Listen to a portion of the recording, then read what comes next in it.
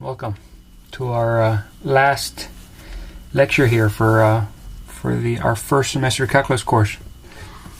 It's a pleasure. Let's finish off strong here with little differential equations. Again, it fits nicely to finish this chapter, which we roughly labeled it as applications of integrals. What are integrals good for? And boy, have we seen a lot of that stuff. This is a nice little addition to our long list already of things that we use integrals for. So differential equations is the whole course in and of itself is really exactly what it sounds like it is. It is a bunch of equations that have differentials on them, and the goal is to solve them. That's it, and there's nothing else to say. Let me give you a few examples. I call this the raw example. Just a raw, boom, there it is, a differential equation. Look, it's an equation because it has equals, and it's a differential one because it's got differentials on it. That's why we call it a differential equation. This one happens to be more or less doable. The technique here is called separating the variables. See, I got y's over here, x's over here, dy's, dx. I'm gonna rearrange them. All the y's go over there, and all the x's go over there. If I do that, it would look more or less like this. It would look like dy over y squared would be equal to x to the fifth dx. This is just algebraically manipulating the variables and the differentials. I can further say, well, this would be y to the negative 2 dy, and that's equal to x to the 5 dx. Yes? And then to solve it means get rid of all the differentials. So I slap an integral on both sides, and that would turn into, this is a basic one, you add 1 to the exponent, that would make it -1, then divide by the new exponent. And you can add a constant here or on the other side. It'll amount to being to the same thing. I'll add it on this side, and there it is. I solved my differential equation. I might just clean it up a little bit just for aesthetics. I think this is what it would look like. There it is, your first differential equation solved. It's an equation that's telling you differentials on it. To solve it means get rid of all the differentials where you only want y's and x's or whatever the variables may be. Pretty easy, right? Another one. Let's do another raw example here. You got an equation and you got differentials. Just solve. So I would do a little algebra here. Again, this is called separable. You can separate the variables. All x's go that way, all y's go that way. Slap an integral on both sides. We're good to go. You can do a u sub here. This becomes a basic one, ln of y plus 2, and that becomes x plus a constant. Incidentally, sometimes this is called an explicit solution or implicit solution. Explicit means when you actually solve for y. So I could actually solve for y here. I could do that by taking both sides raised to the e, and that would give me that the absolute value of y plus 2 is equal to e to the x plus c. And actually what's often done here is if you have x plus c, it's written as e to the x times e to the c. Why? Because if you were to go backwards, if you were to multiply two numbers that have the same base, different exponents, what you might do is just add the exponents. And a lot of times, often you put assumptions on these variables, like say assume that y is positive. That way you don't have to deal with the nuances of the absolute value. Let's go with that assumption. So I have y plus 2 is equal to e to the, furthermore, this is e to a constant, but because it's just a constant, you could just call the whole thing a constant. So we could say y plus 2 is equal to some constant times e to the x. Again, we're making some assumptions here, which I've stated. And so we have y is equal to k e to the x minus 2. This is what we call an explicit solution. Both of these are okay. Explicit, implicit. No, wait, up here, implicit solution. Implicit, explicit, when you actually solve for it. Sometimes it's not that easy to get from here to here. If you had some y to the third or plus y's, it might be impossible or very difficult to solve for y. In this case, it's pretty easy. And there it is, our second DFQ. Pretty easy, huh? Easy A for you when you take that class. All right, those examples. I call them raw examples because they really are raw. Just, well, there it is, a differential equation. but there's actually a lot more to them. So let me take it up a notch or two. This time I'm going to just add a little something called a boundary problem, a raw boundary problem. What that means is just a DFQ plus some condition that tells you how to solve for the constant. I know at first it seems nothing has nothing to do with boundaries, but it's called a boundary problem. But really, a more descriptive name would have been a differential equation where they tell you an x and a y value so you can solve for the constant. Watch, I'll show you what it means. What do I mean? So again, this one turns out to be separable, so I can separate all the y's go over here, all the x's go over here, slap the integral. Watch me go. So the y is equal to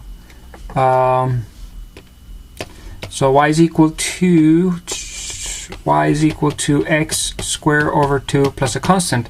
And usually you'd be done, right? That would be solving the differential equation. But because of these conditions, initial conditions, it's called an initial boundary problem or just a boundary problem.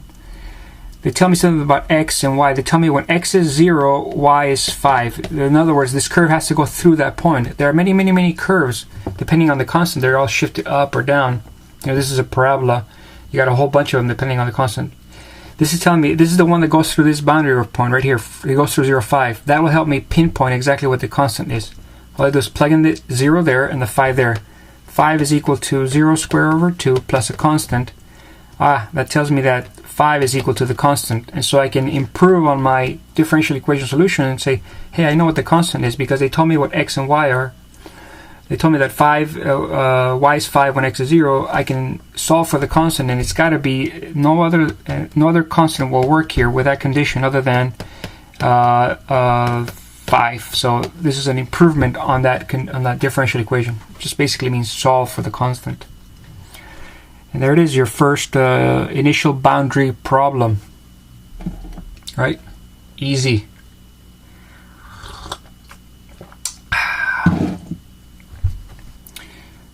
I'm gonna miss making these videos. I'll make other videos. Alright, want to try another one? Look at these conditions. When x is 2, y is 0. That's called that makes it what we call a boundary problem. Or in layman terms, that means, hey, you got to solve for the constant when you're done with this, buddy. That's what that means. Okay, so let's do it. Again, lucky for us, this turns out to be separable. Of course, we're all going to get lucky on this because this is a very introductory lecture on differential equations. This is not an entire course on differential equations. You got to pay extra for that. I separated the variables. I got all the x's on that side, all the y's on that side, including the differentials, and I slapped the integral on both sides. I can't believe I get paid to do this. This is cake. Y to the third over 3 plus 7y, and that's equal to e to the x plus a constant. And usually you'd be done. But of course this makes it just a tiny, tiny, tiny bit more interesting. You gotta solve for the constant. And this is telling you when x is 2, y is 0, or when y is 0, x is 2, whatever, plug them in. So I got 0 to the third over 3 plus 7 times the 0 is equal to e to the 2 plus c. What in the world does that mean? This is 0, 0, 0. Oh, I think it's telling me that e to the second plus c is equal to 0. Or, said differently, I think it's telling me that c is equal to negative e squared. Alright, let's move this over to the other side. So this would be my usual solution, but because of the initial boundary problem, I can improve on it, and it will be y to the third over 3 plus 7y is equal to e to the x minus e squared. There you go, you could take that one to the bank. Baby. Oh, by the way, this is called an implicit solution. It's pretty difficult to solve for y here. It's not that easy. So we'll leave it like that. When you can actually solve for y, it's called an explicit solution. Whatever. Alright, so that was the raw example. That was the raw boundary problem. And now comes the obligatory example. One could almost say this is what started the whole thing. That requires a little story. So I prepared this story that I thought about. A little story about when I was in undergraduate school. I went to school at UC Santa Cruz. banana slugs. In a world full of cougars and tigers, our mascot was banana slugs, little tiny worms, slimy things. Anyways, San Francisco is right next door, and that's where I would take all my excellent dates, and I would take them to walk on the bridge. This is what I used to do to impress them. I would stand here, and of course they would stand next to me, trying to hold my hand. I'd say, okay, whatever. Sometimes I let them hold my hand. But I would impress them with my skills here, my tricks. I would throw a pebble up here. I say, honey, this pebble right here represents all my other girlfriends. And I throw it, boom, into the water. And there it goes. And then I would just time it and then just look at my watch. In fact, I wouldn't even have to look at my watch. I just smell my watch and boom, I would know exactly how tall, how big the distance was from the bridge to the water, just like that. Amazing. It would impress them all. That was the killer move. And it's sort of relevant today because what it is just a differential equation describing projectile motion, which is really, really famous. It's explained in every single physics class. It's classic. That's why it's called the obligatory example, because it's almost obligatory that everybody has to do projectile motion when they take calculus or differential equations class or physics class. You've got to do projectile motion. And it starts off amazingly with a simple differential equation, one that we can solve with our differential equation skills that we have already, that are like 10 minutes old. Within 10 minutes of differential equation skills, we can solve this. Talk is cheap. Let's do it. So it starts off with an observation that around the Earth, the acceleration is negative 9.8 meters per second square. I may just drop the units. I'm not that big in the units, but I'll let you think about it. This should be the correct units. But the observation is that the acceleration is the rate at which velocity changes, and that can be written as a differential, the rate of dv dt, the rate at which velocity changes compared to time. That's equal to negative 9.8. What do you have here? It's a differential equation. So we can solve it. Again, it's a separable one, negative 9.8 dt. I got all the t's over there, all the v's over there. I'm good. I slap an integral on both sides. Boom, boom. I slap an integral on both sides, and that becomes velocity is equal to negative 9.8 t plus a constant, right? But wait, there's more. And we can actually say something about this constant. Suppose we're given that the initial velocity is equal to, famously, v naught. That's how fast I throw the pebble up. I say, honey, these are all my old girlfriends. And I throw up the pebble. I could throw it really, really hard or really, really slow. That would be the initial velocity, v naught. Let's just keep it some generic v naught. This tells you something about that constant. It tells you when t is 0, v is v naught. Let me say that again. When t is 0, v is v naught. So that I could substitute v naught happens when negative 9.8 is multiplied times 0 plus c. I substitute my t and my v naught. This becomes 0. This tells me what the c should be. The c should be v naught. So I get that the velocity could be described by negative 9.8 t plus v naught plus initial velocity. Pretty nice, huh?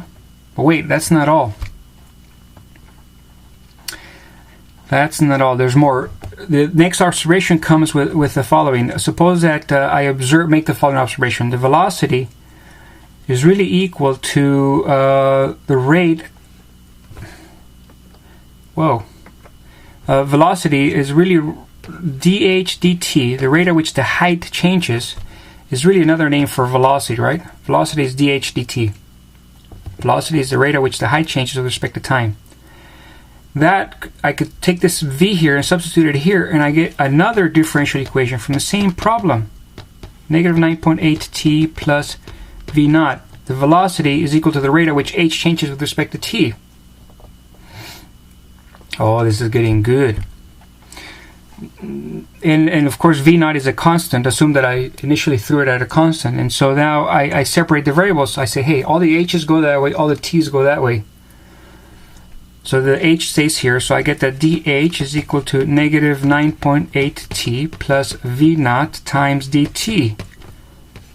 Yeah, all my t's here, all my h's here. Again, separable. Now I slap an integral on both sides, and I get, what do I get? Something super, super, super famous. I get that the height is equal to negative 9.8 t squared over 2 plus v naught t plus a constant. Right? Stop me if I'm lying. But wait, there's more. Suppose I add the initial condition that at time 0 my initial height was equal to h naught, right? So initially when I first threw the pebble up here, I was at height h naught. That was my initial height, h naught. Okay. That means that when t is 0, if I plug t is equal to 0 everywhere, the total h will end up being h naught. So I get this statement that follows from the initial condition. H naught is equal to negative 9.8 over 2 0 squared plus v naught times 0 plus c. Oh man, I hope my wife doesn't see this. She probably thought she was the only one that went to the bridge. So h naught is equal to c. This tells me how to solve for c. And this turns into something incredibly famous. This is what you all see in beginning physics classes or everywhere. You see this famous function here describing the height. The height is equal to negative 9.8 over 2 t squared plus v naught t plus h naught. This is what's super famous. Projectile motion, vertical projectile motion. At any given time t, this will describe the height. So if I could count, if I know the time and initial velocity, I could plug things in there and solve for whatever variable I don't know. For example, in my example, if I knew the initial velocity and I looked at the watch and I counted the time, I'll just give a silly example. Suppose v naught was equal to, I threw it at whatever. My muscle is super powerful, so I probably threw it at like 30 meters per second, and I counted the time. The time that it took to hit the ground was equal to I don't know, 13 seconds, and the height at that time was equal to 0 because that's when it hit the ground. So I plug this in there, so now we get 0 is equal to negative 9.8 over 2 times 13 squared plus initial velocity times 13 plus h naught. Look at that. What's the only unknown variable here? H naught. So by solving this equation for h naught, I could tell exactly what the initial height was when I first launched the pebble. How do you like them apples, huh? Pretty nice, huh? Super famous. That's the obligatory example. Projectile motion. This idea that the height is equal to negative 9.8 over 2 times t plus initial velocity times t plus initial height. You've probably seen that before. Anyways, one more obligatory example. The example of rabbits. And of course this has to do with population. They're notorious for populating rather quickly. They could populate this quickly. Look, I told you. That's how quickly they could populate. But I could unpopulate them faster. Anyways, it's not just rabbits that populate. Here. The key observation is the following. The key observation is that the rate at which the population changes for rabbits is proportional to the population itself. If you had a population of 100 rabbits, the rate at which the population would change would be different than a population of 1,000 or 1,000,000. The more rabbits, the faster they populate. That's what this summarizes in the statement. The rate at which the population changes is proportional to the population itself. But that's not just rabbits. It's so many things. Elephants do it too. You know, the more elephants, the more they populate. People do it too. Bacteria, money, even money. How much money? How does your money grow in the bank? Well, it's proportional to how much money you have in there. If you have a lot of money, like $1 million, then you're making a good $10,000 a month or whatever. Or maybe something more realistic. Maybe if you have like $3 in the bank, it's not increasing at that fast of a rate. There's many things in life that where the population or the amount changes proportional to the amount present. Radioactive decay does this too. The rate at which radioactive isotopes decay is proportional to the amount of radioactive matter at any given time. So this is a famous equation that applies to so many things. Anyways, you've seen it before, but you haven't seen this version of it probably. Watch this. So this tells you that, by the way, I think this, I'm going to go with separable on this one. So I'll separate all the p's go that way, all the t's go that way.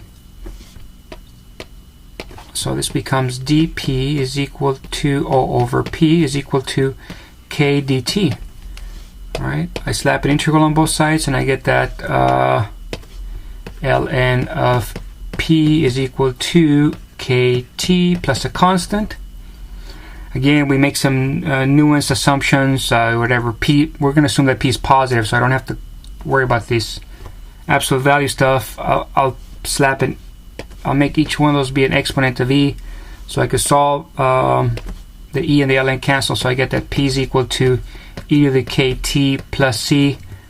We've seen this before. The plus c becomes just another constant here, e to the kt. And then suppose you make the following assumption: at the initial time, the initial population is p naught. Whoa, that's too many k's. I'll keep this one to be c.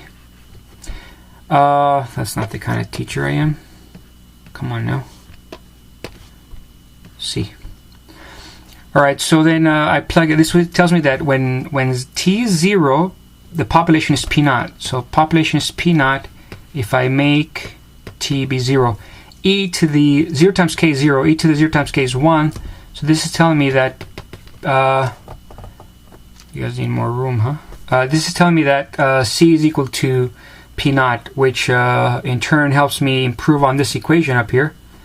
I'll go here and I'll improve on it by substituting my c, so I get that the population at any given time t is equal to the initial population times e raised to the kt. Now tell me, where have you seen that before? If you took pre-calc, if you took algebra, you've seen this stuff many times. And you might have wondered, where does it come from? Well, here it is. It's your lucky day. We get to see exactly where it comes from. It comes from solving this simple differential equation, which is a simple observation about the rate at which populations change. They are proportional to the populations themselves. Thus you get the timeless, super famous solution to that. It's a population model for money that's continuously accrued, for million things. That's why that should also be categorized here in the obligatory examples.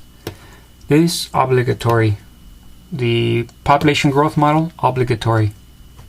Have to do it. You guys want to do one more?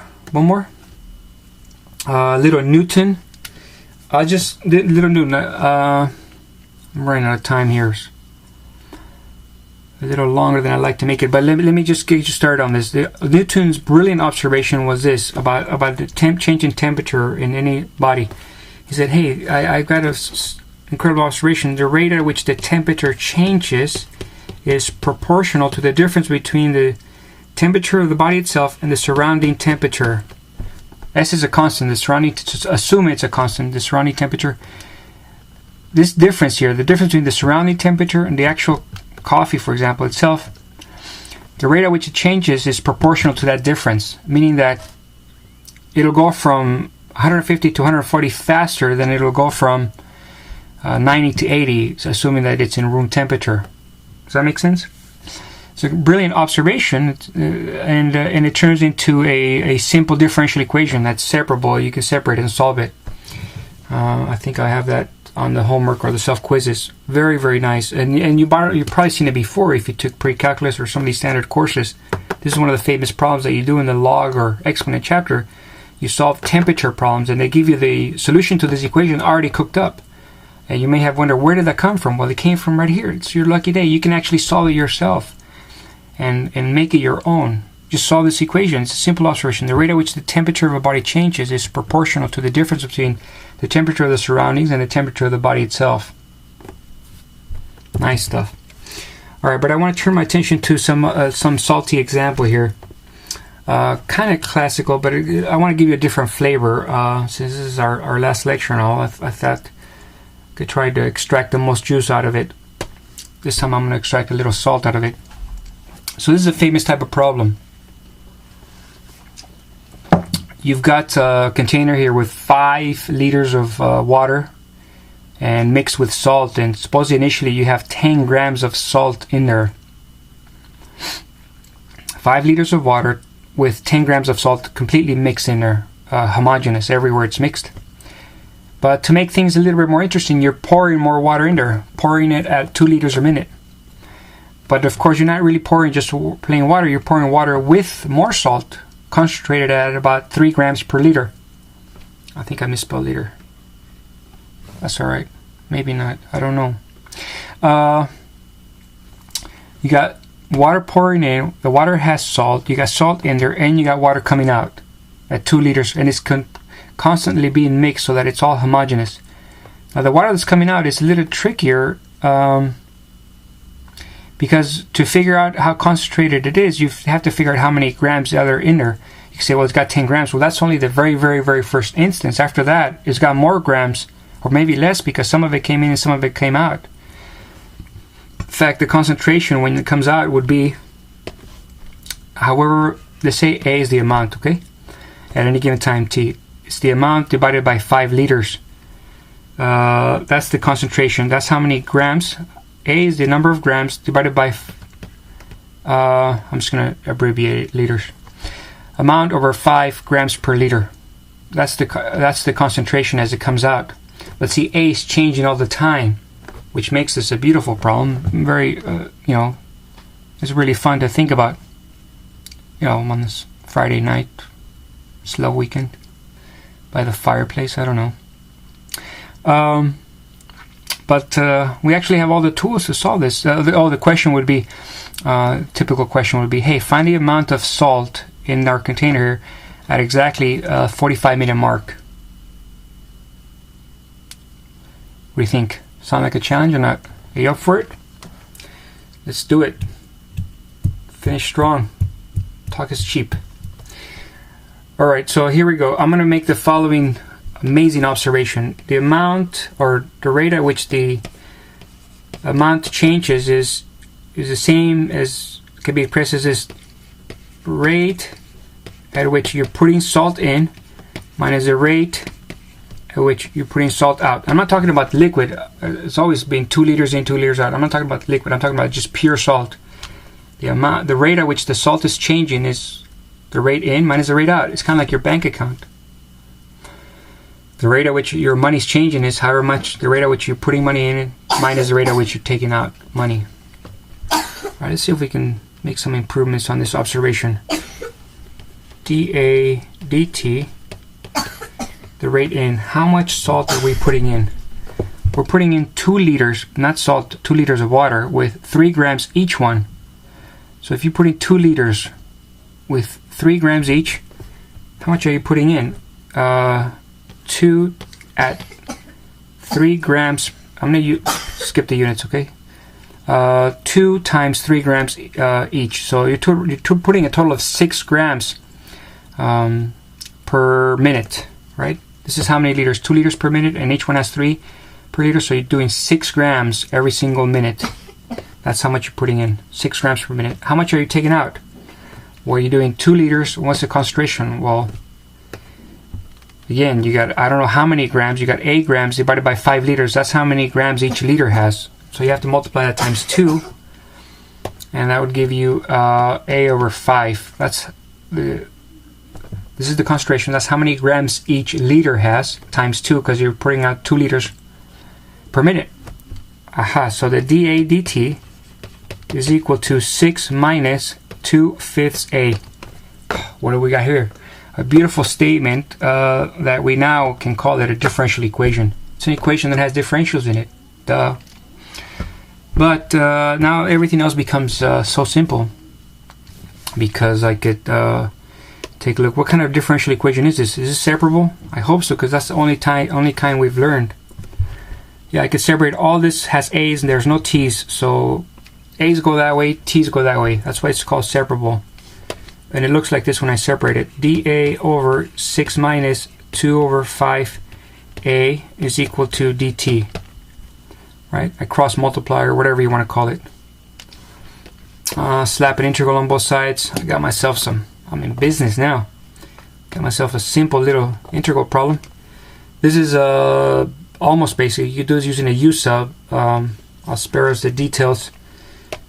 This would be ln of 6 minus 2/5 a. I think there's a u there, coefficient. So you have to multiply by 5/2 or divide by that. And that's equal to t plus a constant. And I could clean this up just a little bit.